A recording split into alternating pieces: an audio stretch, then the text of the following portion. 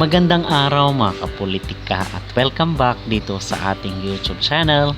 In this video is pag-uusapan man po natin itong si Barbie Forteza at si David Licauco kasi tila ba nakapag-move on naman na ang lahat at talagang tanggap na ang nangyari dito sa side nila Jack Roberto at ni Barbie Forteza.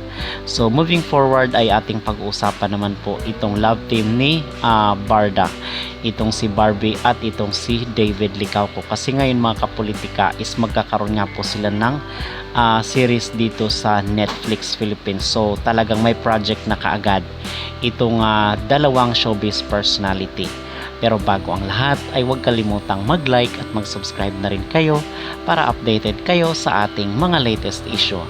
At matapos nga po ang controversial na breakup nila Barbie Forteza at ni Jack Roberto ay talagang ano naman ito, pinagplanuhan nila mga kapolitika at talagang pinag-usapan ng maayos itong kanilang breakup according nga doon sa mga in-interview na mga kasamahan sa showbiz ng dalawang aktor at actress na ito.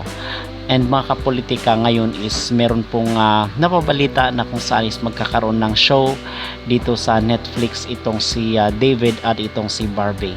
So ngayon mga kapolitika ay talagang totoo talaga yung sinasabi ng mga netizen na ipupush itong Barda Love Team kasi nga ito yung pumatok sa masa and then malakas ang spark kasi nga chinito at chinita, so talagang malakas ang hatak sa publiko. And marami po ang kinikilig even nga doon sa mga previous na mga pinag-usapan natin is marami po ang kinikilig dito sa tambalang Barbie Forteza at David Licauco. So update tayo ay nagpost itong si David dito sa kanyang social media account kung saan isumani ng mga reaksyon sa mga netizen. So marami ang natuwa kasi pareho ng single itong si David at itong si Barbie. So ibig sabihin pag magkaroon sila ng relasyon ay talagang hindi na sila maging issue. Except na lang doon talaga sa mga bashers kasi hindi naman talaga maiiwasan na merong negative na masasabi ang mga tao kasi hindi mo mapiplease ang lahat, okay?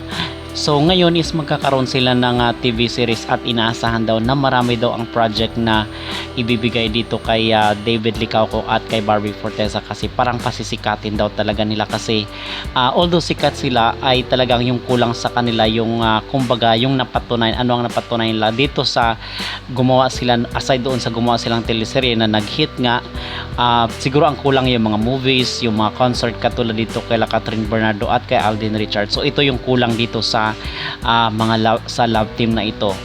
And makikita naman natin na meron silang mga endorsement. Siguro lang is yung mga malaking project ang wala dito sa kanila.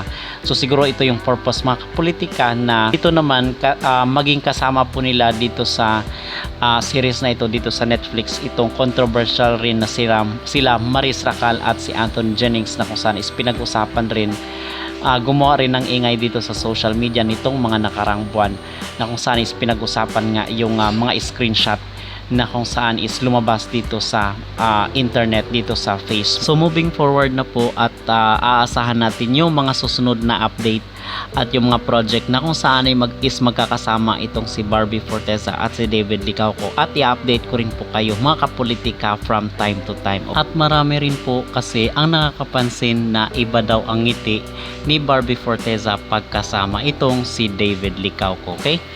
At ano po ang inyong maging reaction, masasabi dito na kung saan is parehong single daw itong si Barbie Forteza at si David Licauco at payag ba kayo, approve ba sa inyo, agree ba kayo na sila ang magiging susunod na love team at maging real life partner mga kapolitika? Mag-comment down below at huwag kalimutang mag-like at mag-subscribe na rin kayo para updated kayo sa ating mga latest issue.